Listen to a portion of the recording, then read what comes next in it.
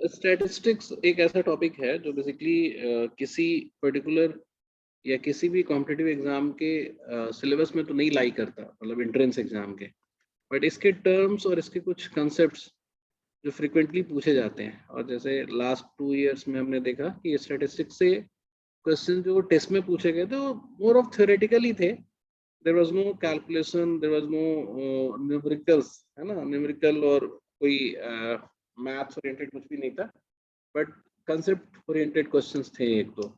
और बाकी एग्जाम्स में भी जैसे जैट या कैट देते हो तो उसमें भी कुछ इससे रिलेटेड पूछ सकता है। और कई बार ये बहुत हेल्प करता है आपके दूसरी किसी क्वेश्चंस में या दूसरे किसी अंडरस्टैंडिंग में। और दूसरी चीज ये है कि अगर आप आगे चलते हो जाते हो कॉलेज में पढ़ने के लिए तो वहाँ पे भी स्टैटिस्टिक्स बहुत यूज आता है। तो बेसिकली हम जब प्रिपरेशन करते हैं किसी भी पोस्ट ग्रेजुएशन प्रोग्राम के एंट्रेंस के लिए, तो एक बहुत नैरो विजन लेके चलते हैं हम कि एंट्रेंस एग्जाम्स की ही प्रिपरेशन करें। बट ब्रॉडर विजन ये हो सकता है या ये होना चाहिए कि आप उस पीजी कोर्स के लिए खुद को प्रिपेयर करो, because it's not about just getting in, है ना। आप जस्टिस कर रहे हो कि नहीं, आप वहाँ पे उस तरह से परफॉर्म कर रहे हो कि नहीं, वहाँ कॉलेज के सिलेबस को और कोर्स के कंटेंट को आप कॉम्प्रिहेंसिवली समझ पा रहे हो कि नहीं, उसके लिए भी आपको रेडी होना चाहिए। And statistics is basically used in every PG courses, चाहे आप सोशल वर्क में जाओ, चाहे एमबीए में जाओ, चाहे साइकोलॉजी में जाओ, या फिर किसी भी, मतलब public policy, any course, go to any course, statistics will be a major part of it. And generally हम पीजी में भी इसको इग्नोर कर देते हैं क्योंकि most of the people do not know about it, और उनको लगता है कि बहुत टिपिकल है या पेचीदा है, इस वजह से वो एफर्ट भी नहीं करते सीखने का। और फिर क्या होता है कि they miss the research part of their subject. तो बेसिकली अगर आप दूसरे की ही थ्योरी पे भरोसा रखने वाले हो जाओगे, you will not be able to bring your own analysis on influence. तो इस कमी से दूर होने करने के लिए भी आपको ये स्टैटिस्टिक्स समझना चाहिए, जानना चाहिए, ठीक है। और having said that, I will also say कि जितना कॉम्प्लेक्स या जितना मिथ है इसके लिए कि ये बहुत कॉम्प्लेक्स है या डिफिकल्ट है स्टैटिस्टिक्स, ऐसा है नहीं।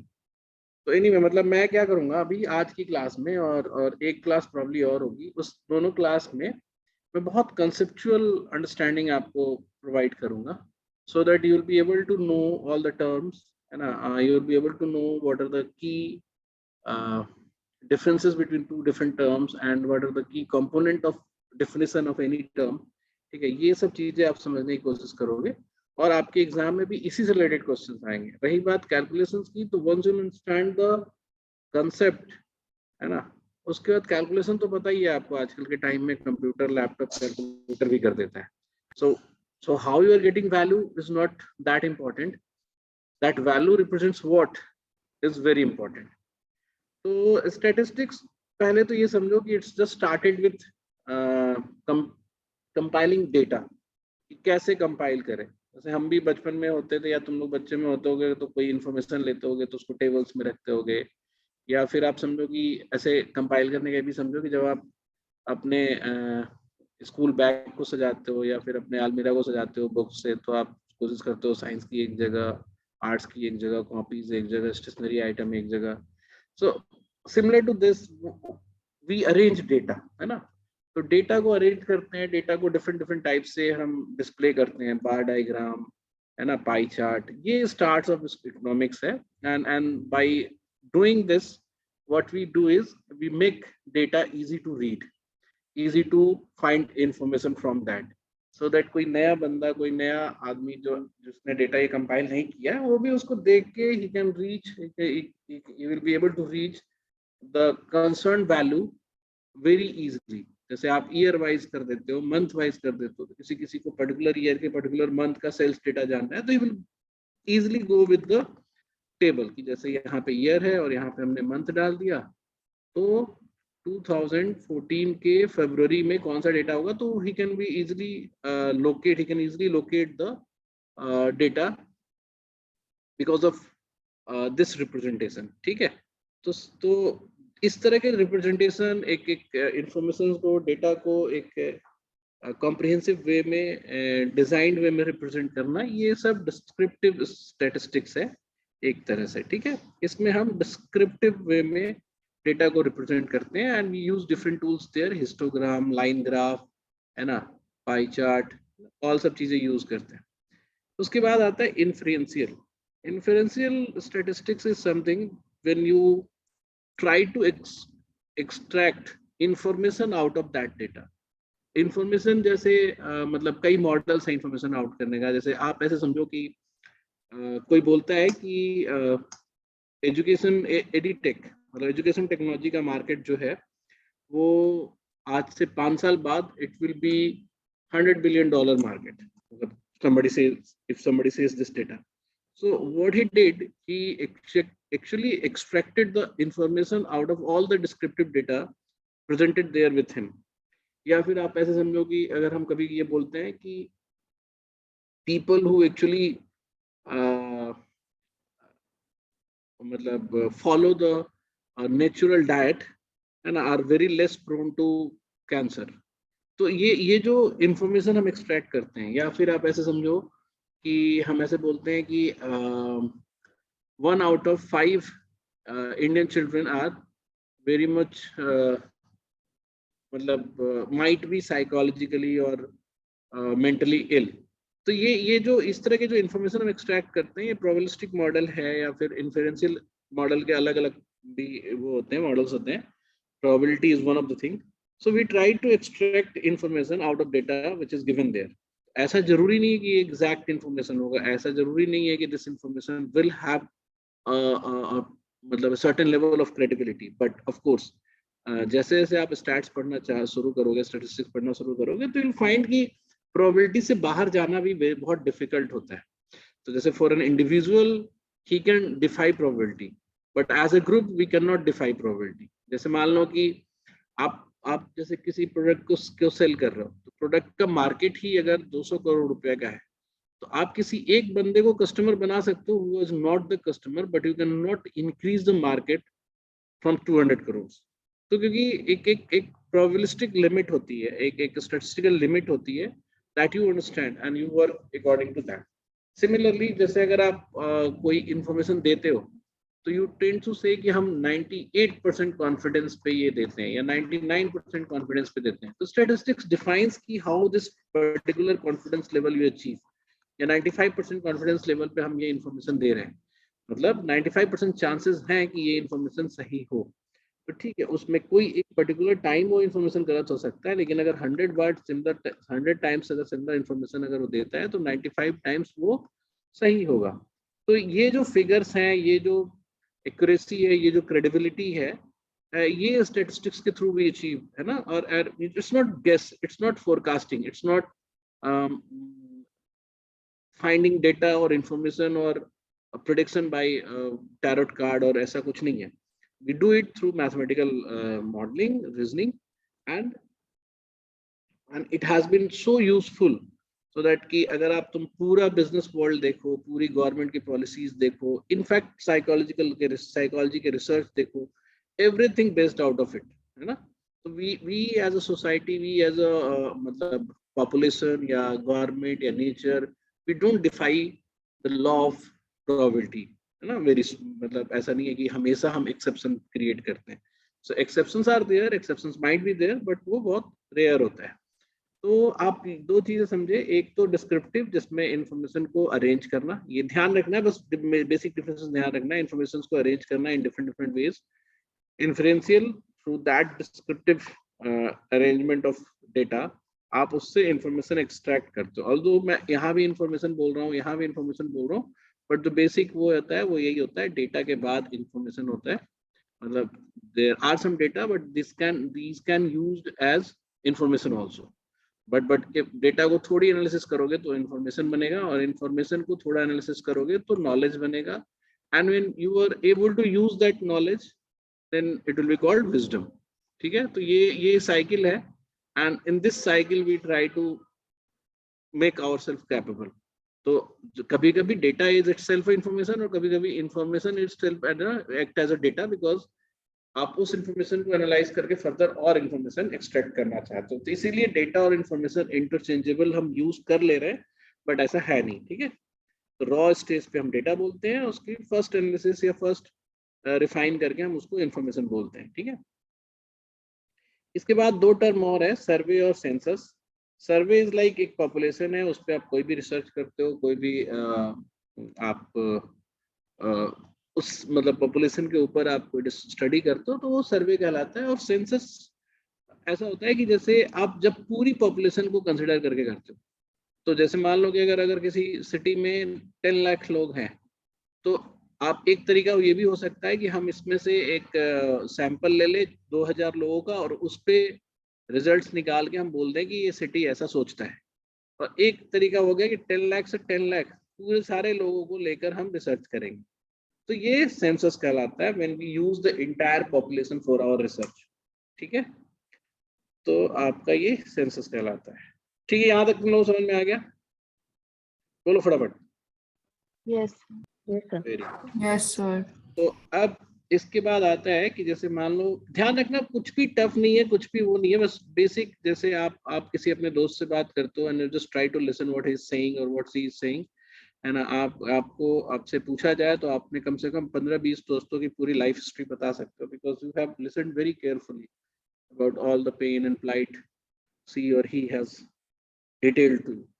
तो सिमिलरली मैं एक छोटी सी चीज तुम्हें डिटेल कर रहा हूँ और थोड़ा ध्यान से सुनोगे तो तुम्हें याद रहेगा। तो जब भी आप कहीं पे भी कोई इन्फॉर्मेशन लेने की, डेटा लेने की कोशिश करते हो, तो it may come in numbers. ऐसा जरूरी नहीं कि हमेशा नंबर में हो, कभी कभी हम नंबर एलोकेट भी करते हैं, बट अभी फिलहाल हम ये लेके चलते हैं कि जब कभी हम नंबर्स में हमें डेटा मिलता है। जैसे एक डेटा ये है कि how many students are coming to smart daily, तो कभी 4, कभी 10, कभी 15, कभी 2, कभी 20, कभी 1, ऐसे करके। तो ये जो नंबर्स पॉपअप हो रहे हैं, है ना, ये इस पे हमारा कंट्रोल नहीं है, मतलब I don't have any control on it. तो ये जो 4, 10, 15 जो है, ये वेरिएबल्स कहलाते हैं, because this is not a constant number. But अगर आप यही बोलो कि इस मार्ग में कितने क्लासरूम है, तो I'll be saying 3 classrooms. So ये कांस्टेंट होगा and this is variable. Although variable में हम ऐसा बोल देते हैं कि it can take any value, but again there are some limitation and restrictions over it.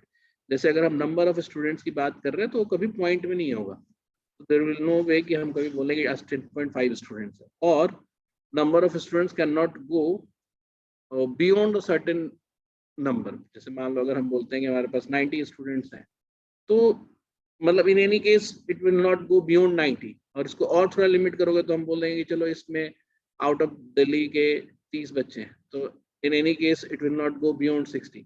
तो वेरिएबल है, it can take any value, but again there are some restrictions. तो कई बार हम जनरल डिफिनेशन में ये बोल देते हैं कि variable which can take any value, ऐसा नहीं है। Variable will take a certain range of values, है ना, जिसके ऊपर ही हम मतलब उसी लिमिटेशन के अंदर में ही हमें वैल्यू मिलता है, but still it is variable because we don't know what will the value next day. तो आज मुझसे पूछोगे कल क्या होगा, लेकिन ये जरूर है कि अब यही स्टैटिस्टिक्स की बात आती है कि हम पिछले 1 महीने की डेटा की एनालिसिस करके हम ये प्रेडिक्ट कर सकते हैं कि कल कितने सारे लोग आएंगे, ठीक है। Although for our case it's very easy, but तुम ऐसे समझो जैसे बिग बाजार है, तो बिग बाजार में अगर पूछा कि कल, मतलब तुम जानना चाहो कि मंडे को कितने लोग आएंगे, तो वो पास्ट 3 मंथ्स का और पिछले साल का भी डेटा होगा उनके पास, पिछले साल का भी डेटा होगा, है ना। बाय डूइंग दैट एनालिसिस वो ईयरली ग्रोथ, मंथली ग्रोथ और मंडे का रिस्ट्रिक्शंस, मंडे का जो ऑफिस टाइम होता है वो, ये सब चीज को कंसिडर करते हुए, वेट देते हुए they can come up to a figure. तो वो एक रेंज में देंगे कि आज हमारे यहाँ 5000 से लेकर 5200 लोग विजिट करेंगे, and he can say that in confidence कि हम 95% कॉन्फिडेंस पे ये बोल रहे हैं। तो मेरी बात समझ रहे हो ना कि क्या कहना चाह रहे थे हम? हाँ, तो मतलब वेरिएबल्स जो है उसी वेरिएबल पे हम एनालिसिस करके we try to extract information, ठीक है। तो 2 चीजें हो गए, कांस्टेंट और variables. Constant which values doesn't change, और variables which can take any value but still under a limited way। अब बात आती है कि दुनिया में कभी भी आप वेरिएबल होते हो, तो वेरिएबल एक तो लिखने का तरीका समझ लो, कभी भी हम रिप्रेजेंट करते हैं तो हम जैसे बोलते हैं एक्स आई। तो जैसे एक्स आई मतलब क्या हुआ कि x1, x2, x3 ऐसे करके हमने लिखा, तो xi बोलने का मतलब होता है ये this can take anything, xi x मतलब पहला दूसरा तीसरा किसी भी रेफरेंस में, जैसे दिन के रेफरेंस में तो बात कर सकते हो, है ना, और आवर्स के रेफरेंस में बात कर सकते हो, या जब भी डेटा लिया गया उस रेफरेंस में, तो ऐसे करके हम कभी कभी ये बोलते हैं कि xi जो है ये i is equal to 1 to i is equal to n तक, मतलब n तक की वैल्यू है। तो एनीवे मतलब दिस आर द वेरिएबल्स। तो जब भी तुम कोई वेरिएबल को देखोगे तो यू विल फाइंड कि if it is based on a certain criteria और लिमिटेशंस, जैसे हम अभी क्लास के बच्चों की बात कर रहे थे, तो जैसे मान लो कि हमने बोला 10, 12, 9, 13, 8, है ना, ऐसे करके हम बात कर रहे हैं 7।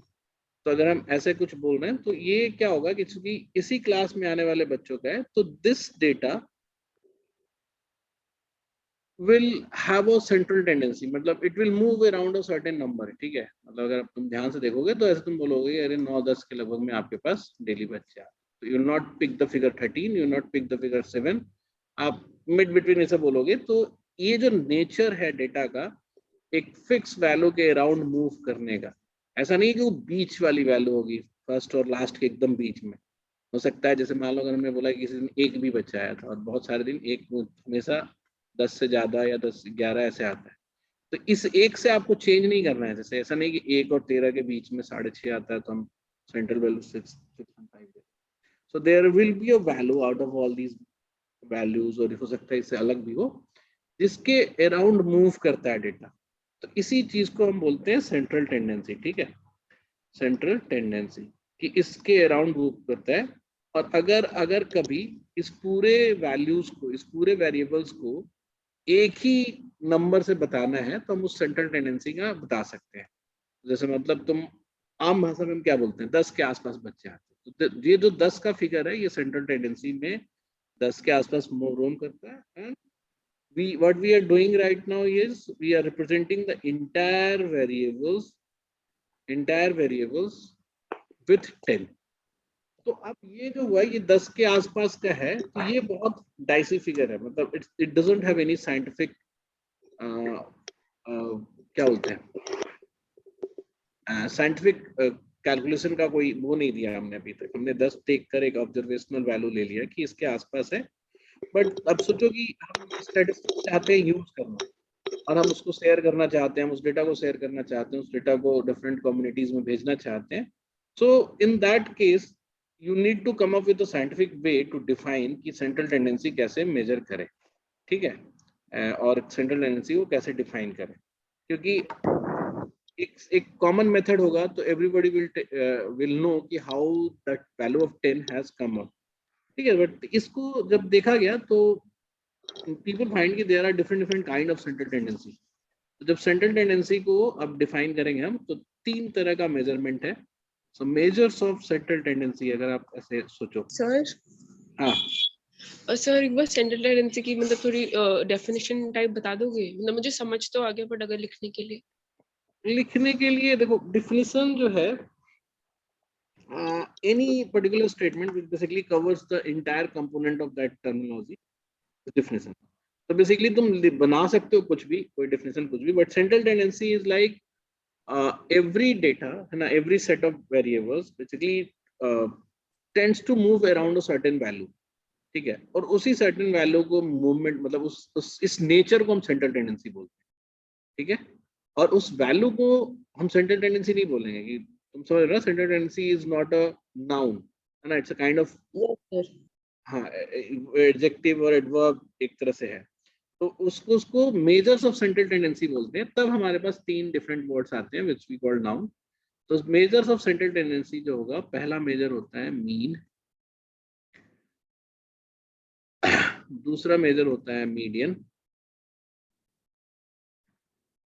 तीसरा मेजर होता है आपका मोड, ठीक है। ये 3 मेजर्स हैं, 3 डिफरेंट, मतलब डिफरेंट डिफरेंट सिचुएशंस में प्रेफर्ड मेजर अलग अलग हो सकता है आपका, ठीक है।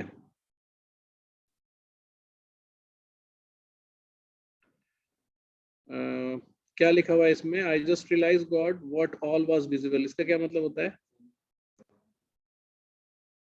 हैं नहीं नहीं, कुछ नहीं हुआ, सब लोग पढ़ाई पे ध्यान दे रहे हैं। तो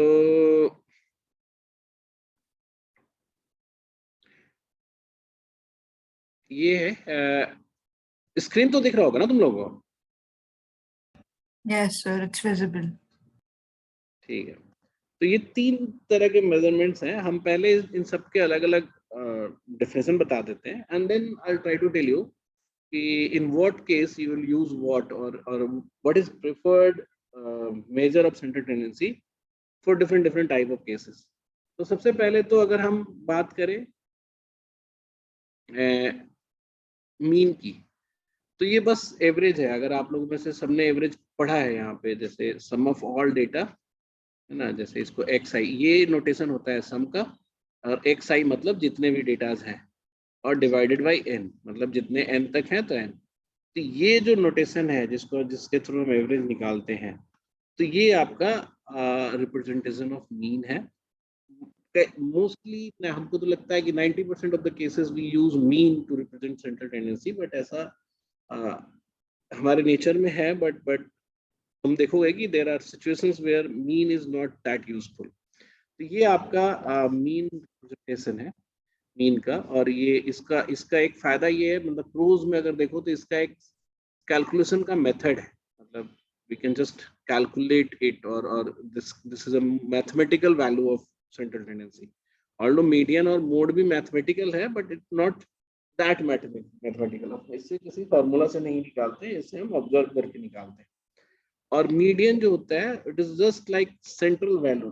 तो कैसे, जैसे मान लो कि अगर हम इन सारे डेटा को ऐसे लिख दें, है ना, कम कर देते हैं थोड़ा, जिससे कि निकालना हमारे लिए आसान है। Just a minute.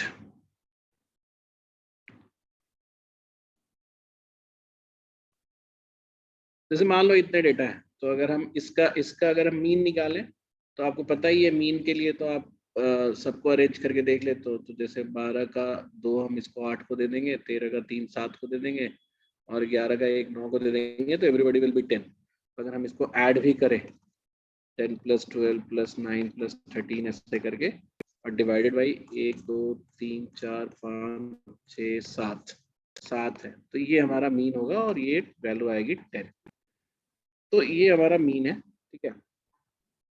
उसके बाद मीडियन जो होता है, आप इसको ऐसे समझो कि असेंडिंग ऑर्डर में इन्हीं सबको लिख दो मैं, जैसे 7 8 9 10 11 12 13, ये टोटल कितने नंबर हो गए? 7।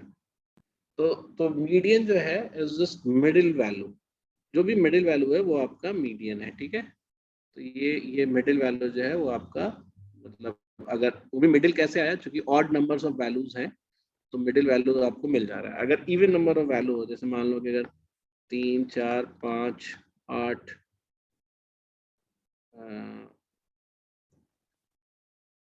12 15 और 1 2 2 4 2 6 नहीं, तो 1 हटा देते हैं। तो इस केस में अगर आपको मीडियन निकालना हो, क्योंकि सेंटर के 2 जो है इसका मीन ले लेते हो, तो जैसे लास्ट बीच में जो 2 है 4 और 5, इसका मीन कितना हो जाएगा? 4.5। तो यहाँ पे ये मीडियन हो जाएगा, ठीक है।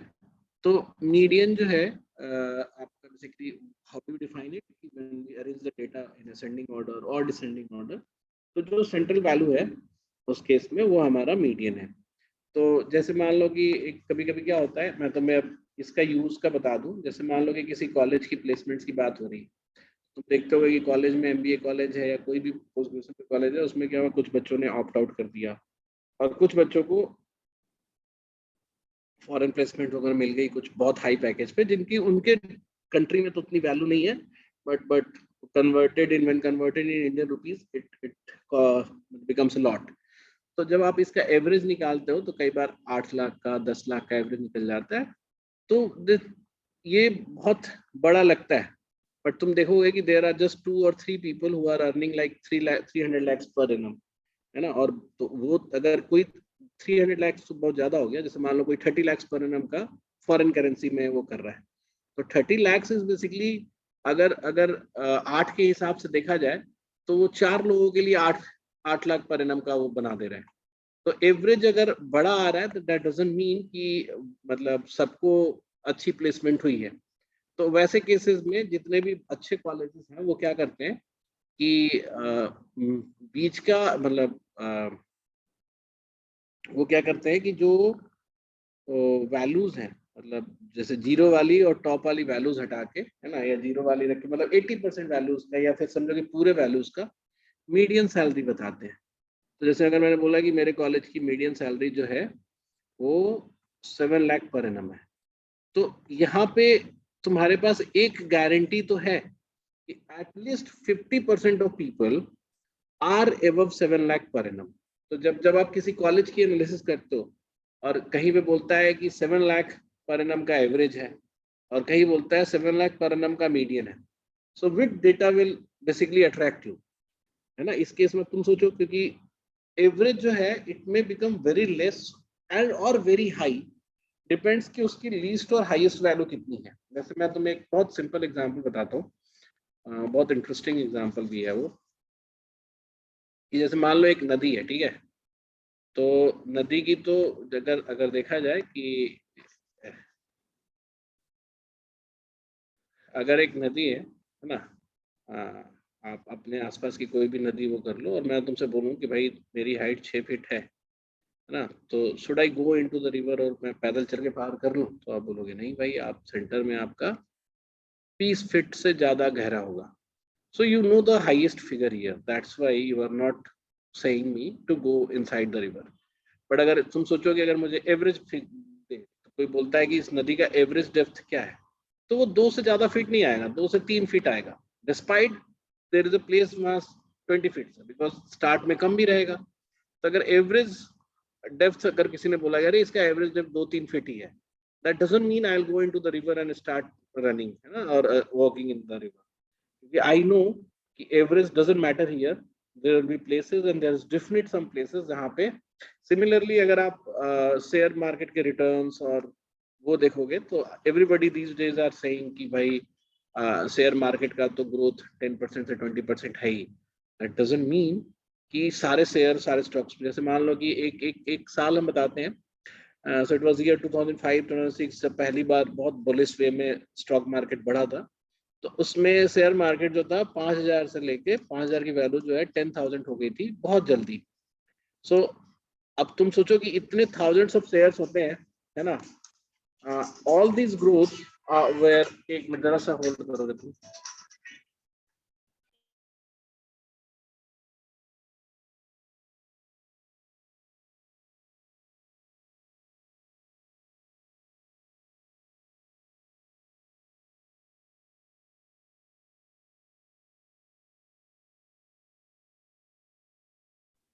ठीक है, तो 5,000 से 10,000 का जो चेंज था, so that was just because of few financial companies जैसे आईसीआईसीआई और एचडीएफसी बैंक्स की वजह से, 3-4 कंपनी की वजह से इतना ज्यादा ग्रोथ था। सो अगर आप ऐसे देखो तो 100% का ग्रोथ है, तो ऑन एवरेज 100% का कहलाएगा क्योंकि पूरा शेयर मार्केट ही चेंज हुआ है।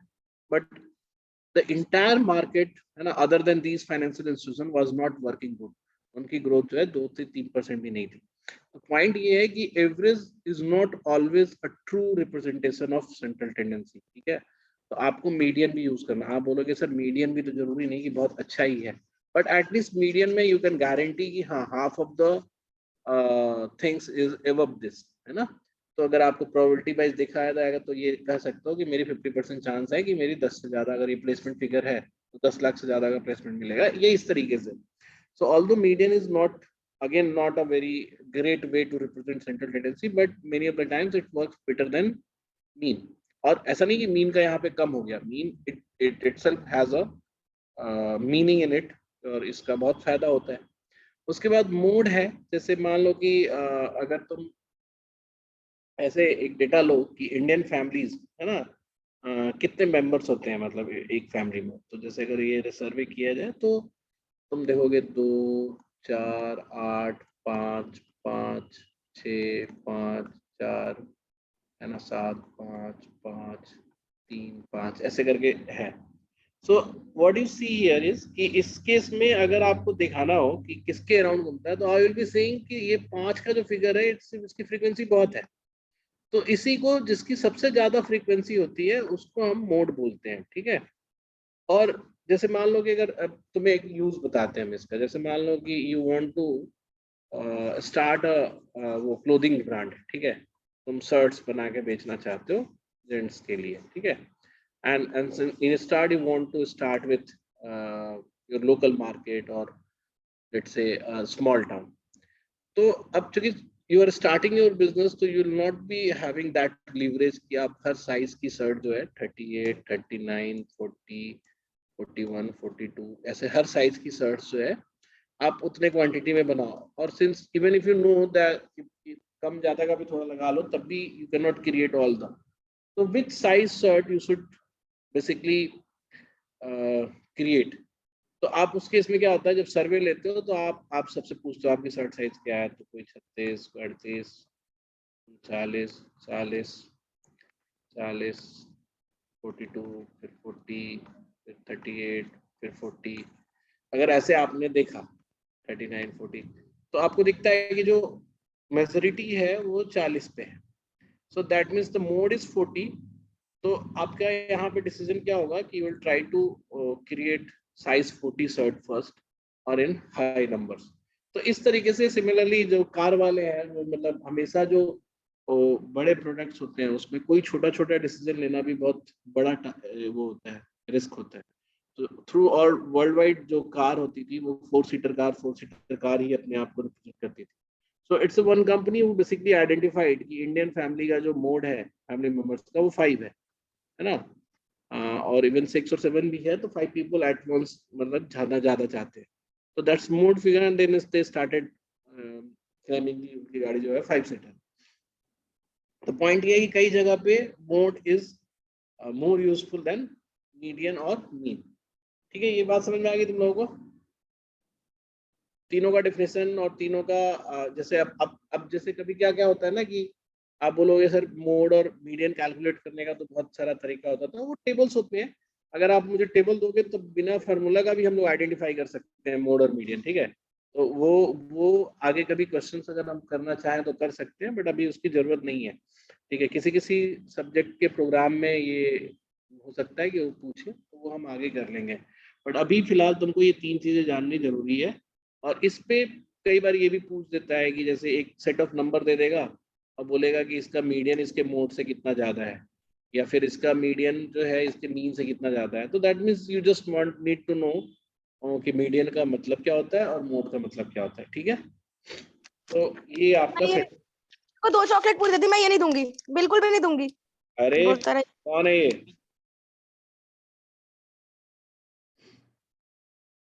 इसीलिए सेंटर बुलाते हैं हम, घर पे बहुत डिस्टर्ब होते हो, चॉकलेट भी लोग खा लेते हैं तुम्हारे।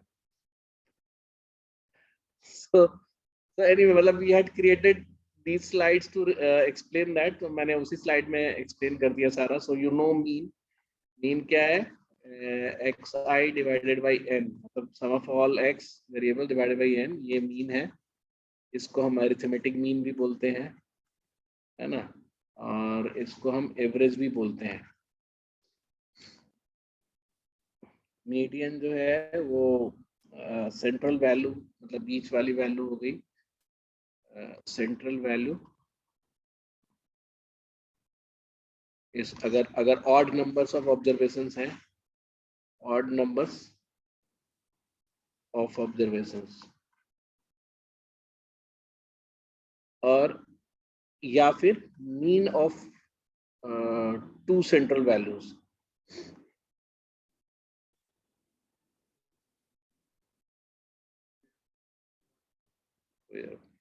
मीन ऑफ 2 सेंट्रल वैल्यूज जब इवन नंबर्स ऑफ ऑब्जर्वेशंस है, ठीक है। फिर इसके बाद आता है मोड आपका। तो मोड जैसे क्या होता है, कभी कभी जैसे मतलब जो हम लास्ट एग्जांपल दिए थे उसमें 5 जो है रिपीटिंग था, तो ऐसा हो सकता है जितनी बार 5 है उतनी बार 4 भी है। तो इसके 2 मोड हो गए, ठीक है। तो वैसे केसेस में हमें उस हिसाब से डिसीजन लेना पड़ता है, ठीक है। कभी कभी 3 मोड भी होते हैं। अब एक कम भी रहेगा, जैसे मान लो बहुत सारा डेटा है, जितने 5 है जितने 4 है उससे एक कम 3 है, तो ये भी एक मोड है। तो मतलब आपको mode is maximum frequency of the value. तो सर मतलब कि मीन और मीडियन काफी मतलब तो एक ही होते हैं, बट मोड सिर्फ वन मतलब काफी सारे हो सकते हैं।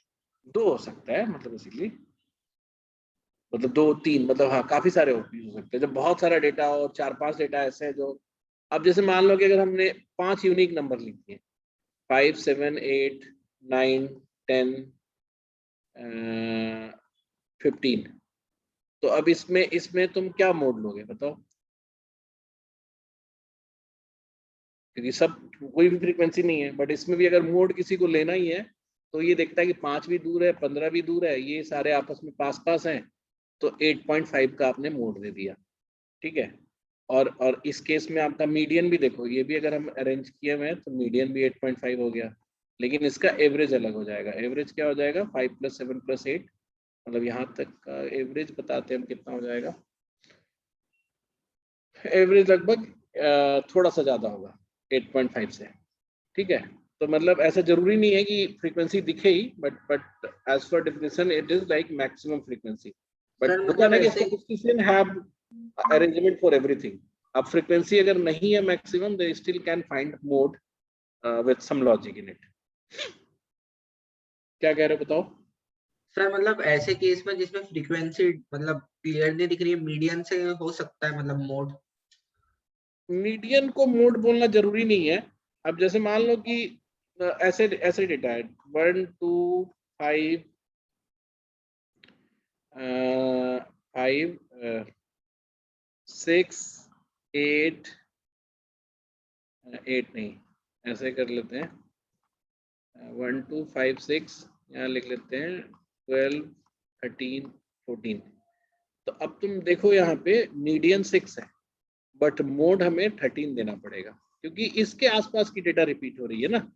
सो डिस्पाइट मतलब मीडियन तो 6 है, बट ऐसा नहीं है कि हम मोड भी 6 ले लेंगे, फिर हमें वो देखना पड़ेगा कि कौन सी वैल्यू के पास सबसे ज्यादा रिपीट हो रही है वैल्यू। ठीक है। ठीक है सर। तो ऑल्दो मतलब statistics has a way to calculate it, मैं तुम्हें बस एक बता रहा हूँ कि ये एक रेफरेंस और एक वो होना चाहिए। अब हम I will go back to mean. ठीक है। हम अभी मीन को ही अपना सबसे बेटर और सबसे बेस्ट टेंडेंसी का मेजर मानेंगे, although it doesn't work everywhere. ठीक है। बट मीन में जैसे मान लो कि अगर हमारा डेटा जो था वैसे था 7 10 9 11 12 8 13। ठीक है। और हमने इसका मीन निकाला था 10, तो हम मीन का मतलब हम सबको 10 10 रख देंगे, तो there will be no change in total. तो टोटल जो है वो 10 × 7 ही रहेगा, चाहे यहाँ निकालो चाहे यहाँ निकालो। ठीक है। तो अब बात आती है कि हम बता तो दिए कि हमने बोला कि एक कोई सेट ऑफ नंबर्स है, ये एक्स आई है, जिसका मीन जो है वो 10 है। तो केवल मीन जो है आप अपने आप में वो नहीं होता, कंप्लीट रिप्रेजेंटेशन नहीं होता। जैसे वो रिवर वाली केस है, तो रिवर वाले केस में मैंने बोला कि एक रिवर है जिसका मीन डेप्थ जो है वो 3 फीट है। तो you know कि this 3 feet doesn't hold true here until you give the some other figures, तभी तो हमें आइडिया मिलेगा ना। all we try to or we are trying to what we are trying to do here is we are trying to represent the data to someone by giving list of the numbers, है ना। अगर हमें number पूरा देना ही रहता तो हम बोल देते हैं ना कि 7 10 9 11 12 13 ऐसे करके बोल देते हैं। बट हमें वो भी नहीं देना है, क्या बोलते हैं, वैल्यू भी नहीं देना है, बट हमें एक सिंगुलर वैल्यू से या कम से कम वैल्यू से रिप्रेजेंट कराना है अपने उसको डेटा को। तो हम अगर मीन बोलते हैं तो बोलता है नहीं नहीं, मीन से हमें पता नहीं चल रहा है। तो मतलब जैसे ही 10 का फिगर जो है ना, अगर 100 भी होता और माइनस में कुछ होता तब भी तो मीन आता ना। तो actually what we try to know is कि how consistent the data is and how what is the range of data. तो जैसे मान लो एक और सिंपल केस बताते हैं, जैसे इसी पे बात आई। जैसे मान लो कि एक क्रिकेटर है, उसका स्कोर जो है ऐसा है 10 90, है ना, फिर 12, 92, मतलब मैं जोड़ के देखो एक एक वो कर रहा हूँ, मैं कोशिश कर रहा हूँ कि जोड़ के 100 ही आए। मतलब basically what I am trying to take is कि 50 का वो आए, एवरेज आए, है ना। 50, 60, 40, फिर 90, फिर 10, ऐसा करके आ रहा। तुम देखोगे कि ये जो क्रिकेटर है इसका एवरेज स्कोर तो 50 है, but he is not very consistent, वो कभी बहुत ज्यादा और कभी कम स्कोर कर रहा है। और एक जो दूसरा क्रिकेटर है वो उसका जैसे मान लो मार्क्स है 45, 55, 50, 60, 40, इसका भी एवरेज जो है वो 50 है, but he is very consistent. तो अब अगर आप कैप्टन हो और आपको आपको अगर अगर अगर फर्स्ट डाउन, सेकंड डाउन या ओपनर उतारना है तो you look for this player, और लास्ट वाले को उतारना है जहां पे आपको लगता है कि हाँ we want to take risk कि समवन कैन कम, इधर ही कैन स्कोर बिग और गेट आउट, है ना। तो उस केस में आप इसको उतारोगे। तो मतलब इस वेरिएशन वेरिएशन मतलब जिस तरीके से ये वेरी कर रहा है उस पर भी डिपेंड करता है हमारा इंफॉर्मेशन। तो वेरिएशन को मेजर करने के लिए भी हमें एक फिगर चाहिए। Just mean doesn't hold true information और true idea in it for the person who is listening the data, और मतलब जिसको हम बता रहे हैं। तो हमने वेरिएशन को मतलब वेरिएशन नहीं, जब मीन के साथ हमने उसको सफाइस करने के लिए कि सामने वाले को सही से पता चले, तो व्हाट वी डिड, हमने बोला कि एक सबसे छोटी वैल्यू ले लो और बड़ी वैल्यू ले लो। तो हमने बोला ये रेंज है, ये इसका रेंज है। तो तुम देख रहे हो अगर कोई किसी आदमी को हम बोले कि 10 का मीन है और ये रेंज है, तो इट इटसेल्फ सेज कि ये बहुत कंसिस्टेंट होगा क्योंकि there is no big deviation in it. ठीक है, कई तो रेंज भी एक तरह से वो हुआ। लेकिन कभी कभी क्या होता है कि रेंज में क्या होता है कि जैसे मान लो कोई प्लेसमेंट का डेटा है, एक 0 हो गया, एक तुम्हारा हो गया 50 लाख पर एनम, और मीन वैल्यू आया 5 लाख। अगर हम किसी को बोलते हैं कि 5 लाख पर एनम का जो है वो हमारा मीन है और 0 to 50 ये रेंज है, then again it will be वो कि भाई ऐसा कैसे होगा। हो सकता है कि जैसे बहुत सारे वैल्यू जो है 50 लाख पे हो तो कम वाले बहुत सारे नंबर्स हो जाएंगे। तो 5 लाख जो है दैट डजंट रिप्रेजेंट, और ये रेंज का जो ये रिप्रेजेंटेशन है it doesn't hold very true. तो बेसिकली हम चाहते क्या है, वेरिएशन को मेजर करना, तो केवल हाईएस्ट और लोएस्ट फिगर से नहीं होगा। तो लोगों ने दिमाग लगाया कि हम क्या करते हैं कि जितने भी डेविएशंस हैं उसको हम क्या करते हैं बता देते हैं, चाहे वो पॉजिटिव है या निगेटिव डेविएशन है उसको हम पॉजिटिव ही रखेंगे। तो जैसे मान लो यहाँ डेविएशन कितने का है, यहाँ 3 का है, यहाँ कितने का है 0 का है, यहाँ कितने का है 1 का है, यहाँ कितने का है 1 का है, यहाँ पे 2 का है, यहाँ पे भी 2 का है। देखो यहाँ पे नेगेटिव वेरिएशन है but still I am taking 2, क्योंकि अगर हम साइन के साथ लेंगे ना तो 0 हो जाएगा टोटल वेरिएशन, क्योंकि एवरेज तो तुम्हें पता ही है इसी को एडजस्ट किया हुआ वैल्यू है। तो टोटल डेविएशन जो अगर आप निकालोगे विथ इट साइन तो 0 आ जाएगा। लेकिन टोटल डेविएशन अगर हम साइन को इग्नोर करके निकालेंगे, वी आर जस्ट बॉदर्ड कि how much that value is deviating from its mean. तो उस केस के लिए हम क्या करते हैं कि हम जो डायरेक्शन ऑफ डेविएशन है वो इग्नोर कर देते हैं, केवल मेजरमेंट ऑफ डेविएशन को ध्यान में रखते हैं। तो हमने बताया कि भाई ये सब इसका डेविएशन है, आप इसको जोड़ोगे तो क्या आएगा, 3 3 6 4 10 और 2 12, 12/7, and which is 1/5/7 और which is like 1.8 के आसपास आएगा ना। कितना आएगा 5/7 कितना होता है? 5/7 का परसेंटेज क्या वैल्यू होता है तुमने बताना जरा सा, टेबल बनाया हो ना तुम लोग। 5/7 का परसेंट वैल्यू क्या होता है? 71। हाँ 71 समथिंग। तो मतलब बेसिकली 1.7 ये आया हमारा। जो डिवाइड कर सकते हो तुम, मैं मेरे तरीके से मत सोचो, 1.7 समथिंग। तो ये जो वैल्यू आया, तो ये वैल्यू देख के आप बोल सकते हो कि ये जो हमने इसको बोला एवरेज डेविएशन। ठीक है, एवरेज डेविएशन। और हमने बोला कि एवरेज डेविएशन जो है वो 1.7 है, जिसमें हमने सारे डेविएशंस को, है ना। तो अब इसको चूंकि पॉजिटिव कर रहे हैं तो मोड ऐसे डाल देते हैं, लेकिन मोड बोलने की जरूरत नहीं है। आप बोल सकते हो कि सारे डेविएशंस को हमने डायरेक्शन लेस यूज किया है या किया है। तो एवरेज डेविएशन अगर 1.7 है तो यू कैन जस्ट से कि ये डेटा कंसिस्टेंट है। अगर आपको मैं बोलूं कि भाई हम जो है हमारे कॉलेज का जो प्लेसमेंट है 10 लाख पर एनम है एंड डेविएशन इज 1.7, तो you will be little more confident about the placement of the college कि हाँ भाई डेविएशन ही 1.7 का है, तो मतलब इट्स गुड, मतलब कॉलेज इज गुड। अभी और आगे हम इसमें बताएंगे, सिर्फ डेविएशन से नहीं होता है, उसमें हम नॉर्मल डिस्ट्रीब्यूशन कर्व वगैरह से ही ज्यादा आइडिया लगता है। बट मतलब again for a person who is taking this data from someone, तो वो थोड़ा ज्यादा ट्रस्ट कर सकता है कि हाँ ये कंसिस्टेंट है। यही अगर डेविएशन 5 का होता या 6 का होता तो आप बोलते हैं अरे ये तो बहुत बहुत बड़ा बड़ा डेविएशन है। अब वो प्लेसमेंट 0 भी हो सकता है और प्लेसमेंट 20 भी हो सकता है, तो you can not trust over this data. तो बट डेविएशन से आपको कंसिस्टेंसी पता चलती है। अब यहाँ तक बात खत्म हो जानी चाहिए थी, ठीक है, यहाँ तक बात खत्म हो जानी चाहिए थी, लेकिन तुम्हें पता ही है हम लोग जो है ह्यूमन है, हम सेटिस्फाई होते नहीं है। हमें इसमें फिर से खोट दिखा। खोट क्या दिखा कि खोट क्या दिखा कि हमने इस केस में तो चलो ठीक है बहुत कम डेविएशन है। खोट क्या दिखा, ऐसे दिखा हमको, हम सिर्फ 2 डेटा लेते हैं तुमको वो करने के लिए।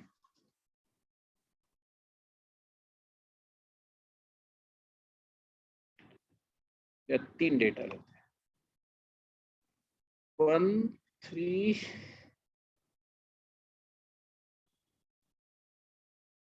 8। इसका एवरेज क्या आएगा बताना जरा, बस 3 डेटा लिया मैंने, एवरेज क्या आएगा? 4। डेविएशंस कितने हैं यहाँ पे, कितना कितना है बताओ? यहाँ डेविएशन कितना है? 3 का, यहाँ डेविएशन 1 का, और यहाँ डेविएशन 4। तो अगर अगर हम जनरली तुमसे पूछें कि भाई मतलब does this data look more consistent or not consistent? Consistent लग रहा है कि नहीं लग रहा? No sir. नहीं लग रहा ना। बट ऐसे तो ऊपर से जरा देखोगे तो तुम्हें लगेगा 4 जो है 1 के नजदीक ही है ना, 8 से ज्यादा दूर है। और ये मतलब पॉइंट ये है कि मैं तुम्हें एक मैथमेटिकल वैल्यू देता हूँ, तुम ये करो। तो इनको लगता है ना कि ये जो डेविएशन, एवरेज डेविएशन हम निकालते हैं विच इज 4 + 3 + 1/2, कितना होता है? 8/3, 8/3 to 2/3। जो एवरेज डेविएशन निकालते हैं वो जस्टिस नहीं करता है लार्जर डेविएशंस को। जैसे 2/3 इज क्लोज टू 3 मेरा and 1 कनेक्शन ना it is थोड़ा very far प्रॉब्लम from हो गया 2। था, तो तो एवरेज बीच डेविएशन जो है डज नॉट डू जस्टिस, है ना। तो हमने क्या किया, हमने बोला कि जो कम वाली वैल्यूज हैं और जो ज्यादा वाली वैल्यूज हैं, तो कम वाली को ज्यादा वेट मिल जा रहा है यहाँ पे, तो हमने क्या किया, इनका स्क्वायर ले लिया। तो डेविएशन का स्क्वायर ले लो, ठीक है। तो यहाँ पे 9, यहाँ पे 1 और यहाँ पे 16। अब तुम यहाँ एक चीज ध्यान दे रहे होगे कि 1 का स्क्वायर तो 1 ही रह गया, लेकिन 4 का स्क्वायर 16 हो गया। तो ये जो स्क्वायर हम लेते हैं, ठीक है, पहले तो एक वर्ड हम यहाँ पे इंट्रोड्यूस करते हैं, वेरिएंस, ठीक है। इस स्क्वायर ऑफ डेविएशन का जो एवरेज है, ठीक है, उसको हम वेरिएंस बोलेंगे। आपको बिल्कुल अभी इसको दिमाग में नहीं विजुलाइज करने की कोशिश करनी है कि वेरिएंस का फिजिकल सिग्निफिकेंस क्या होगा, बट आप ये समझो हम अभी तक हम क्या बता रहे हैं कि इस केस में एवरेज डेविएशन जो आया है हमारा, it doesn't justify the larger values. 4 को नहीं जस्टिफाई कर रहा है वो, इन दोनों को तो कर रहा है सफिशिएंटली जस्टिफाई, 4 को नहीं कर रहा है। तो इस केस में हमने वी टुक अवे, हमने इसको स्क्वायर कर दिया। And why we did square? Because square करने से बड़े नंबर का स्क्वायर बहुत बड़ा हो जाता है, छोटे नंबर का स्क्वायर छोटा रह जाता है। And just saw in this कि 1 का स्क्वायर 1 ही रह गया और 4 का स्क्वायर 16 हो गया। तो पहले तो ये रखोगे कि square of deviations, average of square of deviation, इसको हम बोलते हैं वेरिएंस। ये टर्म याद रखना, एकदम ऐसे ही याद रखना। तो क्या क्या हुआ, हमारा एक सेट ऑफ नंबर्स था, वेरिएबल्स था, उसका हमने एवरेज निकाला, उसके डेविएशंस को निकाला, उसका स्क्वायर किया और उसका एवरेज निकाल लिया, दैट इज वेरिएंस। तो इस प्रॉब्लम में, इस केस के प्रॉब्लम में हमारा वेरिएंस क्या होगा? 9 + 1 + 16/3 विच इज कितना होगा बताना जरा सा। 16 + 9 25 26/3। ठीक है, 26/3 कितना होता है कोई बताएगा? 8.6। हाँ 8.6 के आसपास, 8.66। और हमारा यहाँ पे एवरेज डेविएशन क्या आया था? 2.66। ठीक है, ये भी हमें ध्यान में रखना है, 2.66 आया था। anyway, अब चूंकि इस सबको स्क्वायर किया था, तो अब हम एवरेज मतलब जो वेरिएंस है उसको रूट कर देंगे। तो रूट अंडर वेरिएंस को, अगर हम वेरिएंस का रूट अंडर ऑफ वेरिएंस अगर हम ये करें तो हमारा रूट 8.66 आता है। और इसकी वैल्यू कितनी होगी जरा बताना कोई?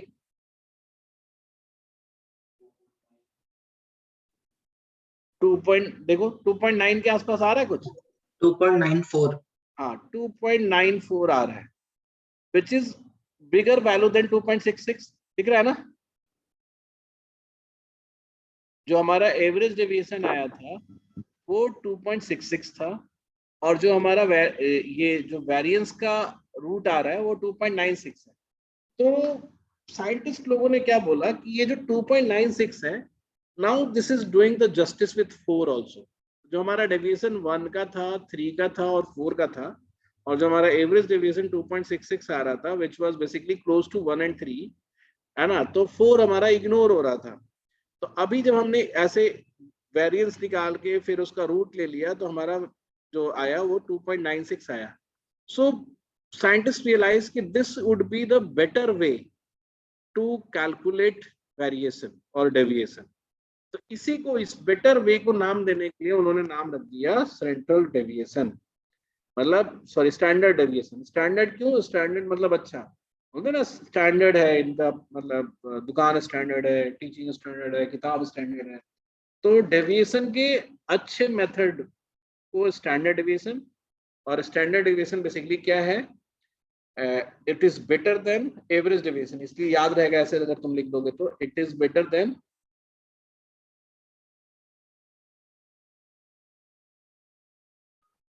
Average deviation. ठीक है, क्यों बेटर है? बिकॉज इट जस्टिफाइज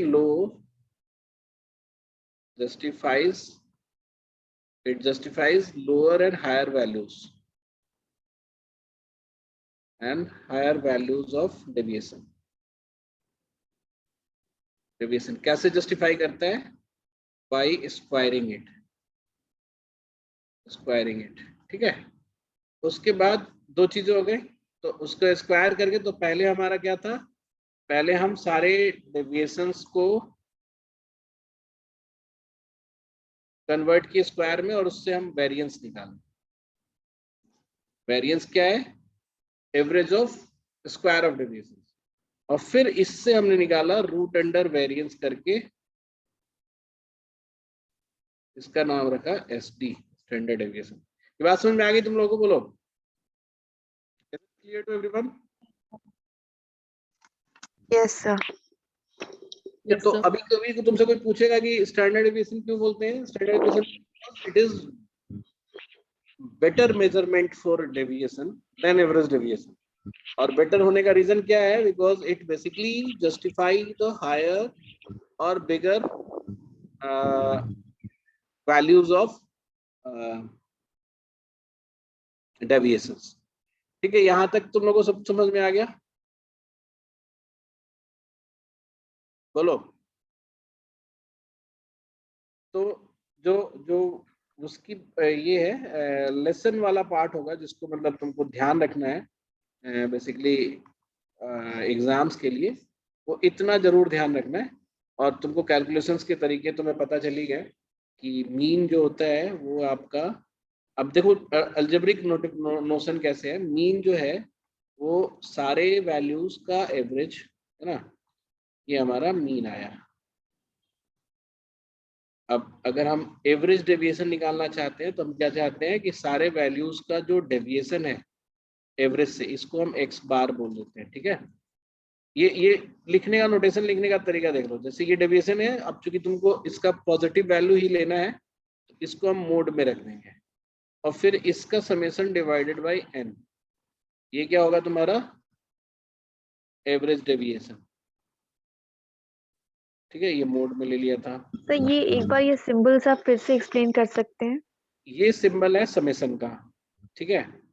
देखो जैसे अगर हम बोलते हैं कि एक्स आई मतलब एक्स की सारी वैल्यू अलग अलग माइनस एक्स बार एवरेज से उसको सब्सट्रैक्ट करते जाओ, और जो अगर पॉजिटिव है तो पॉजिटिव है, नेगेटिव है तो पॉजिटिव करना है। तो इस चीज के लिए हमने मोड ले लिया, और फिर सबको जोड़ दो और फिर सबको n से डिवाइड कर दो, तो उसका एवरेज निकल जाएगा।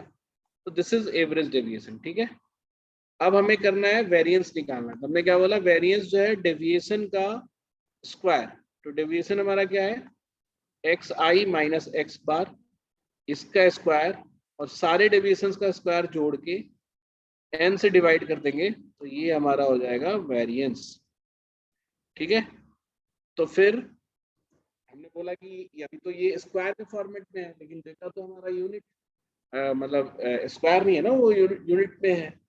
तो इसका हम रूट ले लेंगे। तो root under summation of x i minus x bar का स्क्वायर डिवाइडेड बाय n, ये क्या कहलाएगा बताओ, स्टैंडर्ड डेविएशन, ठीक है। इतना आज की क्लास में हम जो वो बेसिक है वो इतना ही पढ़ेंगे, बिकॉज इतना इंपॉर्टेंट है। आगे हम 2 क्लास और लेंगे, एक में आपका ये सब ये रिग्रेशन, कोवेरिएंस और कोरिलेशन, नॉर्मल डिस्ट्रीब्यूशन कर्व बताएंगे, और एक क्लास में आपसे टेस्ट्स डिस्कस करेंगे, डिफरेंट टेस्ट्स, ठीक है। तो वो ज़्यादा जरूरी नहीं है अभी फिलहाल, तुम्हें जो टेस्ट नेट के पेपर तक के लिए ये ज़्यादा जरूरी है, ऑल्दो उसके भी नाम डेफिनेशन वगैरह पता हो तो तुम्हारे लिए बेटर होगा। तो जो हम करेंगे और आगे की 2 क्लासेस में उसको कवर करेंगे, ठीक है।